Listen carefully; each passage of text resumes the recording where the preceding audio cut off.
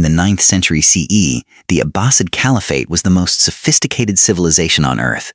Baghdad was the largest city in the world, 1 million people, maybe more. Its scholars were advancing algebra and astronomy.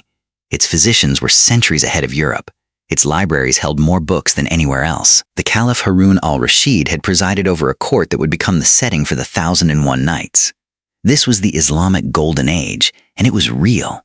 And it was built on a material foundation that the history books prefer not to linger on. Somewhere below Baghdad, in the marsh country of southern Iraq, hundreds of thousands of enslaved East African workers were breaking salt crust from the soil with picks in their bare hands, in gangs, in the summer heat, fed dates and flour, living in camps. They were called the Zanj. The word Zanj was the Arabic term for people of the East African coast, the Swahili coast of what is now Tanzania, Kenya, and Somalia. It is the root of the name Zanzibar, Zanjbar, the coast of the Zanj.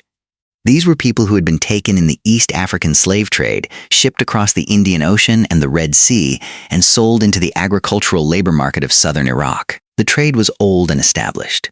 Islamic law nominally prohibited the mistreatment of enslaved people and prohibited the enslavement of free Muslims. But the Zanj were not Muslims, or not yet Muslims. They were black Africans from the East African coast, and the distance between what Islamic law said about the treatment of enslaved people and what was actually happening in the salt marshes of Basra was enormous. The work itself was one of the most brutal forms of agricultural labor in the medieval world. The southern Iraqi delta, the flat, hot, insect-ridden land where the Tigris and Euphrates come together before reaching the Persian Gulf, was overlaid in many places with a thick crust of crystallized salt. This salt made the soil useless for farming. To make it productive, it had to be removed, the salt crust dug up, hauled away, and the dark, fertile earth beneath exposed. It sounds like simple labor. It was not. The salt crust could be several feet thick. Removing it required picking it loose, loading it, carrying it, wading through the shallow brine pools that collected in the marsh country. Workers did this in gangs, under overseers, in temperatures that routinely exceeded 40 degrees Celsius, with minimal food and no protection from the sun or the mosquitoes. The estates of southern Iraq were owned by wealthy Arab and Persian landowners based in Basra and Baghdad. The Zanj workers lived on the estates in camps, separated by language, culture, and every power relation imaginable from the society above them. They received minimal rations, dates, semolina, a handful of salt. Beatings were routine.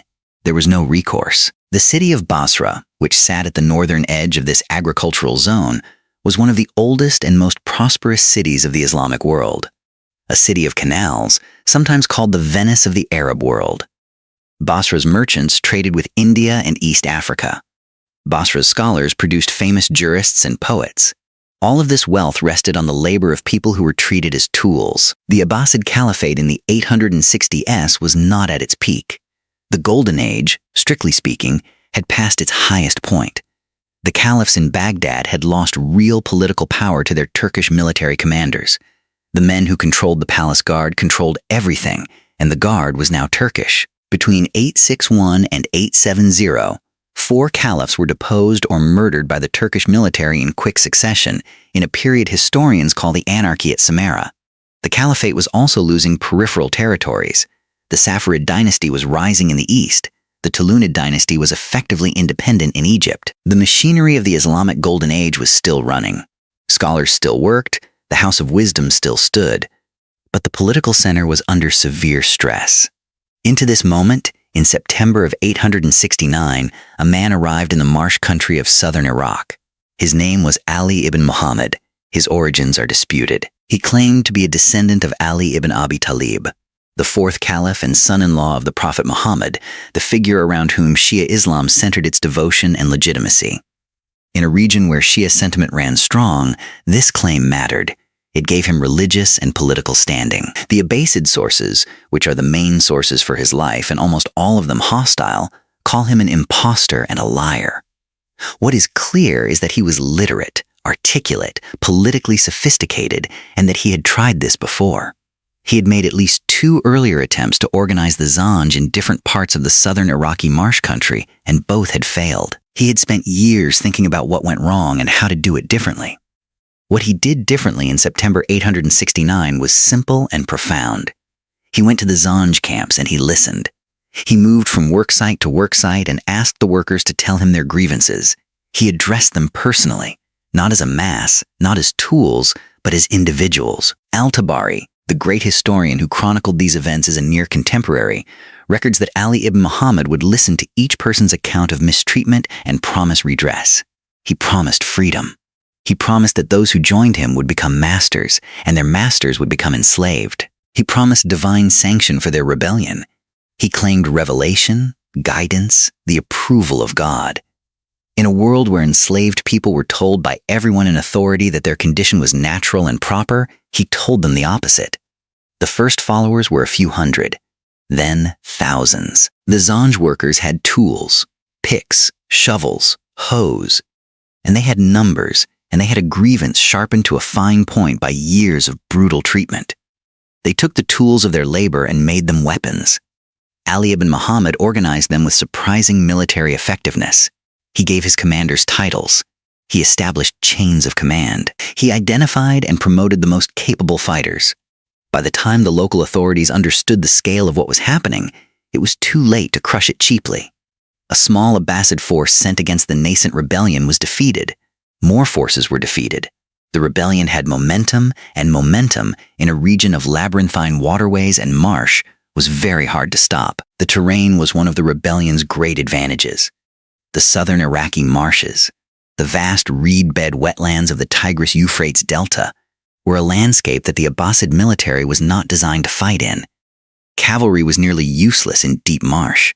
Supply lines through the waterways were vulnerable to ambush. The Zanj knew this terrain intimately because they had been forced to work it for years.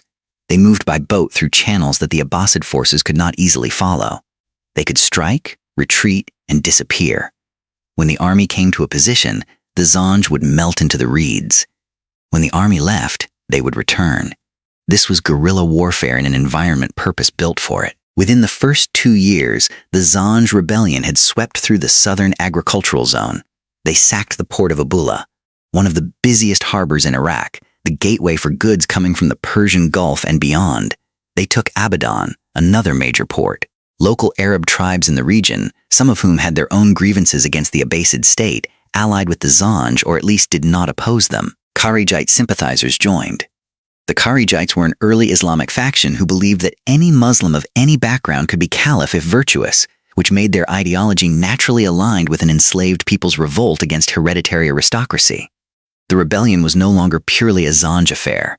It had become a coalition of the excluded. The event that made the Zanj rebellion permanently unforgettable in Islamic memory happened in September of 871. 2 years after Ali ibn Muhammad first arrived in the marshes, the Zanj took Basra. They moved through the city's canal network, the waterways that were Basra's arteries of commerce, and into the city itself. What followed was a catastrophe by any measure. Al-Tabari describes the streets filled with corpses, the canals running with blood, fires burning across the city's quarters. The numbers he gives for the dead are certainly exaggerated in the manner of medieval chronicles. Hundreds of thousands, even millions are mentioned. But the underlying reality was a massacre of enormous scale. Basra, one of the Islamic world's oldest and most important cities, a city of scholars and merchants and poets, was sacked and partly burned by the people who had been laboring in the fields outside it.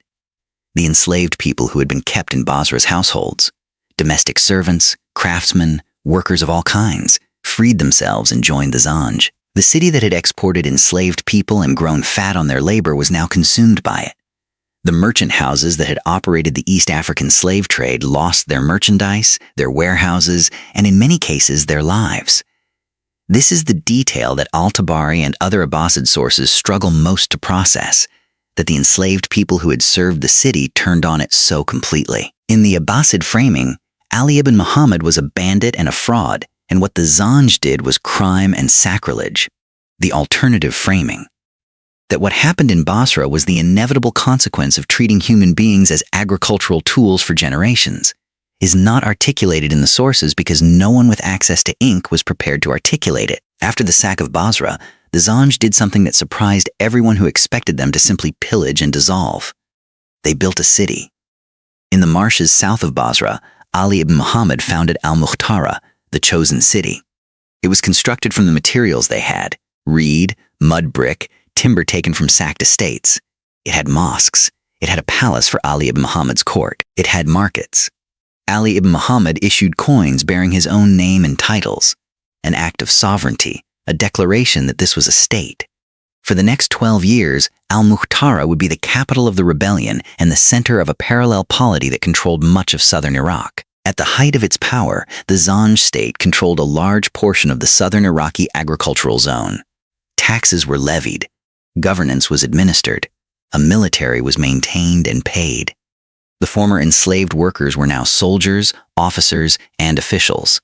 Some of the Zanj commanders who had distinguished themselves became powerful figures in the rebellion's hierarchy. The rebel state was not simply a military camp. It was attempting to be a functioning alternative to the Abbasid order. Whether it would have succeeded as a stable polity in different circumstances cannot be known. What it achieved, for more than a decade, was the sustained withdrawal of the most economically important region of the Caliphate from Abbasid control. The economic consequences of the rebellion were severe and cumulative. The agricultural lands of southern Iraq, which produced the dates, grain, and other commodities that fed and taxed the Caliphate, were a battlefield. Plantations were burned. Irrigation infrastructure was damaged. The complex network of canals that made this delta land productive was disrupted by over a decade of warfare and the displacement of the population that maintained it. Trade through Basra, which was the primary channel for goods coming from the Indian Ocean world, spices from South Asia, ivory and gold from East Africa, collapsed. The Abbasid government's revenues dropped. The armies defending Baghdad were paid late or not at all. The already stressed relationship between the Caliph and his Turkish military commanders became more stressed. The Caliphate sent multiple expeditions against the Zanj over the years between 871 and 879. All of them failed or achieved only partial success. The problem was always the same: the marshes. The Abbasid army was a cavalry force supplemented by infantry. Neither worked well in the waterlogged terrain of the southern Iraqi delta. Boats were needed, and the Abbasid forces had few. Supply was a constant difficulty.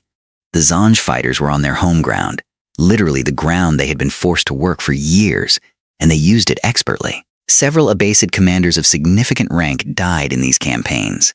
The failure compounded the shame of the initial revolt and made the Abbasid court's instability worse. The man who finally turned the war around was not the Caliph. Caliph al-Mu'tamid, who had taken the throne in 870, was an ineffectual ruler who spent his reign largely in pleasure and was controlled by his court. The military and political authority of the Caliphate had effectively been delegated to his brother, al-Muwaffaq. Al-Muwaffaq was different, competent, decisive, and genuinely capable as a military commander. He had spent most of the 870s managing other crises: the Saffarids in the east, the Tulunids in Egypt, the general fragmentation of the empire. By 879, he had stabilized those enough to turn his full attention south. He arrived in the Basra region with an intention that was different from his predecessors. He was not going to try to defeat the Zanj in open battle. He was going to systematically reduce them. Al-Muwaffaq's strategy had three components. First, he built a river fleet, boats capable of operating in the shallow waterways of the marsh. This was the tactical adaptation that all previous commanders had neglected. Once the Abbasid forces could move by water, the marshes were no longer the rebels' exclusive domain. Second, he built fortified camps as he advanced, establishing supply bases that could not easily be dislodged, rather than making sweeping advances that left him overextended. Third, and most importantly, he offered amnesty. Any Zanj fighter who surrendered would receive freedom and a reward. Any Zanj commander who came over would receive a position in the Abbasid military. The offer was genuine, and al-Muwaffaq made sure everyone knew it was genuine by actually fulfilling it for the first defectors. The amnesty was militarily decisive. The Zanj rebellion, like any military force, had internal tensions. Not all of Ali ibn Muhammad's commanders agreed with his decisions. Some had personal ambitions. Some were simply exhausted after years of fighting. Some calculated that the rebellion was likely to fail eventually and wanted to be on the winning side before that happened. Al-Muwaffaq's offer gave them a way out that was not death or re-enslavement. One by one, Then, in increasing numbers, Zanj commanders crossed over. Each defection took fighters, local knowledge, and information about the rebel positions. Each defection weakened the rebel state's military capacity and strained its internal unity. The rebellion was being hollowed out from inside even as al-Muwaffaq's forces pressed it from outside. The siege of al-Muhtara, the rebel capital in the marshes, lasted from approximately 881 to 883. Al-Muwaffaq advanced methodically, building fortified positions on the waterways around the city, cutting off its supply lines. The city could be resupplied by water, so the Abbasid fleet had to control the waterways. The fighting was intense. The Zanj defenders were not simply surrendering, but the defections had thinned the rebel forces. The food supply was being strangled, and the population of the city was suffering. Al-Muwaffaq's son, the future Caliph al-Mu'tadid, played a significant role in the final campaigns and would later use his participation as a mark of his martial credibility. In August of 883, the rebel capital fell. Ali ibn Muhammad was killed in battle during the fighting. Different accounts disagree on the exact circumstances, but he died fighting rather than being captured. His head was brought to Baghdad and displayed publicly. Standard practice for defeated rebel leaders, a statement of finality. The Zanj state collapsed with him. The fighters who had already defected were given their freedom and their promised positions. Those who had not been so fortunate were killed or returned to enslavement. The 14-year rebellion was over. The caliphate had survived. But what survived was a diminished thing. The southern Iraqi agricultural zone that emerged from the Zanj rebellion was not the one that had entered it. 14 years of warfare had done damage to the landscape and infrastructure that took generations to repair. The complex canal networks that made the delta productive required constant maintenance. They had not been maintained. Silt had accumulated. Banks had collapsed. The elaborate system of irrigation that was the foundation of southern Iraqi agriculture had been neglected for over a decade. When the fighting stopped, there was no one to immediately put it right. The enslaved labor force that had been the engine of the system was gone, dead, freed by amnesty, or scattered. The plantation owners who had survived were not eager to concentrate large populations of enslaved workers in the same conditions again. The experiment had been too costly. Al-Tabari, who chronicled these events from Baghdad, was a scholar who lived through the rebellion as a contemporary. His account in the History of Prophets and Kings is the richest primary source for the Zanj rebellion. Detailed, chronological, and evidently based on testimony from participants on both sides. Al-Tabari was a supporter of the Abbasid state and had no sympathy for Ali ibn Muhammad's cause. But his account is revealing precisely because of what he cannot help but record, that Ali ibn Muhammad listened to individual workers, addressed them by name, treated them as human beings in a society that did not. Al-Tabari means this as political manipulation. A modern reader finds it difficult not to see it as the minimum decency that had been withheld from these people their entire lives. What does it mean that the Islamic Golden Age rested on this? The same civilization that produced Ibn Rushd, al-Biruni, and al-Khwarizmi, the scholars whose work would eventually flow into the European Renaissance, also operated a slave system that drove hundreds of thousands of people into the salt marshes of southern Iraq. These are not separate facts. They are connected. The agricultural wealth that funded the libraries and the scholars and the courts and the House of Wisdom came from that labor. The caliphs who patronized learning were the same caliphs whose tax revenues came from landowners, whose land was worked by enslaved people in conditions that the Islamic legal tradition nominally condemned. The history of the Islamic Golden Age is incomplete without the Zanj.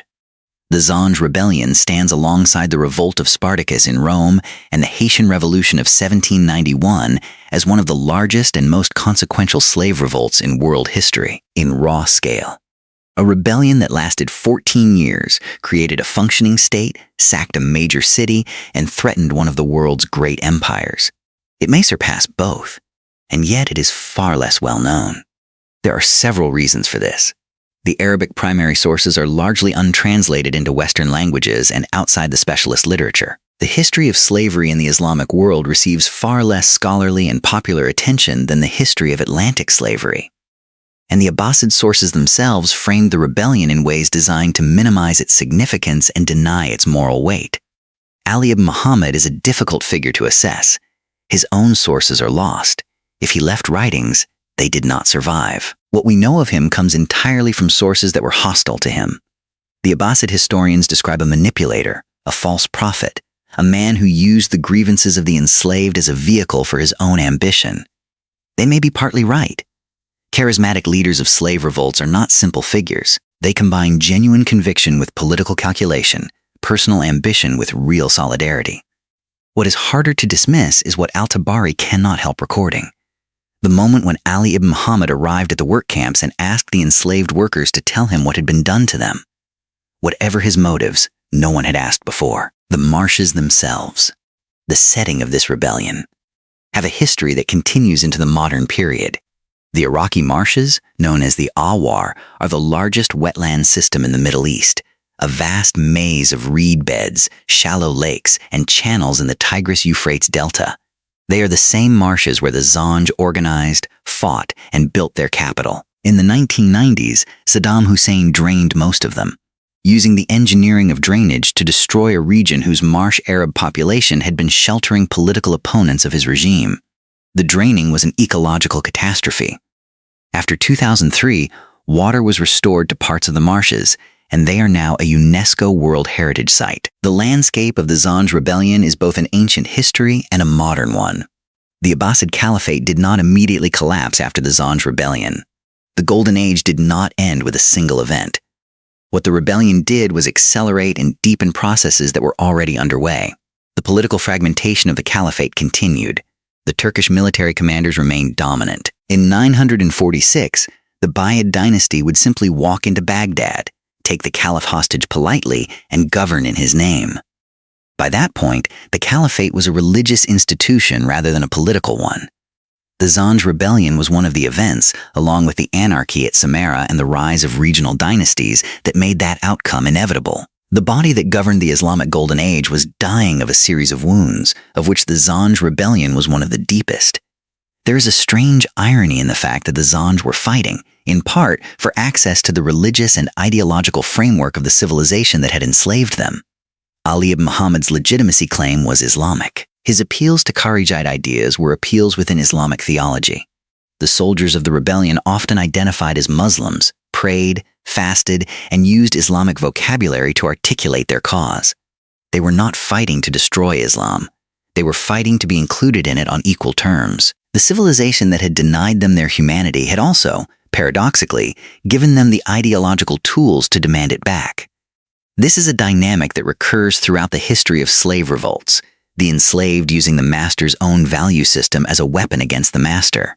The Kharijite dimension of the rebellion deserves emphasis. The Kharijites believed that any Muslim, of any race or social background, could be caliph if they were pious and just. This was a radical democratic claim in a world organized around hereditary Arab aristocracy. For enslaved black Africans told by every authority that their condition was natural and divinely ordained, Kharijite theology offered a counter-argument from within the Islamic tradition itself. The Caliphate had been trying to suppress Kharijite thought for 2 centuries by the time of the Zanj rebellion. Here it found its most consequential expression. What the Zanj built at al-Muhtara was not simply a military camp. The sources describe a city with governance and ceremony, a court where Ali ibn Muhammad held audiences, where commanders reported and received orders, where people with disputes could seek resolution. The coinage he issued, small copper and silver coins bearing his name and titles, is physically attested by archaeological finds. Here were formerly enslaved people building the structures of a state. Whether the state was just, whether the Zanj rulers treated captured populations well, is a separate question, and the evidence suggests they did not always. Revolts by the oppressed do not automatically produce just governments. But the achievement of building a functioning polity from nothing in the marshes under constant military pressure for 14 years is remarkable. The Zanj rebellion's treatment in modern historiography has shifted over the past century. For a long time, Western scholars who wrote about the Abbasid Caliphate simply omitted it or mentioned it briefly as a military episode. The focus on the Golden Age's intellectual achievements made the material conditions that supported those achievements inconvenient to discuss. More recently, scholars like Alexandre Popovich, whose book on the Zanj rebellion remains the most thorough Western language study, and historians of slavery in the Islamic world have brought the rebellion into clearer focus. It is now increasingly recognized as what it was, one of the great slave revolts of world history, comparable in scale and consequence to any in the ancient or medieval world. Al-Muwaffaq died in 891, 8 years after ending the rebellion. His son, Al-Mu'tadid, became caliph in 892 and was one of the more effective late Abbasid rulers. The victory over the Zanj was celebrated in Abbasid poetry and official historiography as a great triumph. What was not celebrated, because it could not be, was the acknowledgement of what had made the rebellion possible, the system that had driven people to such extremity. The legal reforms that might have prevented it were not made. The salt marsh labor system was not formally abolished. What changed was scale and concentration, but slavery in the Abbasid world continued. There is a moment in Al-Tabari's chronicle that is worth dwelling on. He describes Ali ibn Muhammad in the early days of the rebellion, going to the enslaved workers in their camps and asking them to list what their owners had done to them. Each worker did so. Ali ibn Muhammad then promised that the owners would be punished, that justice would come, that their suffering had meaning and a future. Al-Tabari records this as manipulation. But step back from his framing for a moment. These were people who had been brought from East Africa, shipped across the ocean, sold, worked to near exhaustion in the salt marshes, given minimum rations, and beaten at will. No one in their society had ever asked what had been done to them. The fact that a man asking that question could raise an army of tens of thousands is not a testament to his manipulation. It is a testament to how extreme the injustice had become. The House of Wisdom in Baghdad, the great translation and scholarship center of the Abbasid Golden Age, was, at the moment the Zanj rebellion began in 869, in its most productive period. Hunayn ibn Ishaq was translating Galen and Hippocrates into Arabic. The mathematical work that would become known as algebra was being developed. Astronomical tables were being refined. None of this scholarship addressed the rebellion. None of it addressed slavery. The intellectual project of the Islamic Golden Age and the social crisis unfolding in its agricultural hinterland existed in separate compartments. The scholars in Baghdad worked by lamplight, funded by agricultural revenues whose source they did not discuss. This is not unique to the Islamic Golden Age, but it is worth naming. When the Zanj rebellion ended in 883, the southern Iraqi marshes began the long, slow work of recovery. Some of the displaced population returned. Some irrigation channels were repaired. But southern Iraq never fully recovered to its pre-rebellion productivity in the Abbasid period. The political and economic decline of the Abbasid Caliphate after 883 was not only caused by the rebellion, it had many causes. But the rebellion was one of the clearest expressions of the contradictions at the Caliphate's foundation. A civilization built on the labor of people denied humanity could not sustain itself indefinitely. The Zanj had demonstrated this. The demonstration cost hundreds of thousands of lives and 14 years of war. And the lesson, that the system itself was the problem, was not drawn by those who survived it. The question of what the Zanj rebellion should mean is not only historical. It raises the question of what we are doing when we celebrate the Islamic Golden Age. The algebra of Al-Khwarizmi is genuinely brilliant. The medicine of Ibn Sina is genuinely important. The philosophy of Al-Kindi and Al-Farabi is genuinely consequential for the history of human thought. None of this is diminished by the existence of the Zanj in the salt marshes, but it is incomplete without them. A complete account of the Islamic Golden Age includes the material conditions that made it possible: the agricultural wealth of southern Iraq, the trade wealth of Basra, the revenues that funded the courts and the libraries. And a complete account of those conditions includes the people who produced them. Al-Muwaffaq's amnesty offers produced an outcome that is quietly remarkable in its own right. Some of the Zanj commanders who crossed over ended up as soldiers and officers in the same army that had been trying to destroy them. Formerly enslaved East African men who had built a state in the marshes were integrated into the military of the empire they had fought for 14 years. Their names appear in later sources in military contexts, no longer identified as rebels. They had navigated the most dangerous transition imaginable, from slave to rebel to soldier, and survived. They are among the most extraordinary figures in this story, even though the sources preserve almost nothing about what they thought or felt about the path they had walked. Al-Tabari finished writing his history of prophets and kings around 915, 32 years after the fall of al-Mukhtarah. He was writing in Baghdad, in a caliphate that was clearly in decline but still functioning. He devoted more space to the Zanj rebellion than to almost any other episode in his account of the Abbasid period.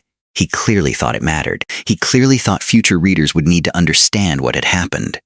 What he did not write What none of the Abbasid sources wrote was the sentence that the events demanded, that the Zanj had risen because they had been treated over generations in a way that no human being should be treated, and that the civilization that had treated them this way bore responsibility for what followed.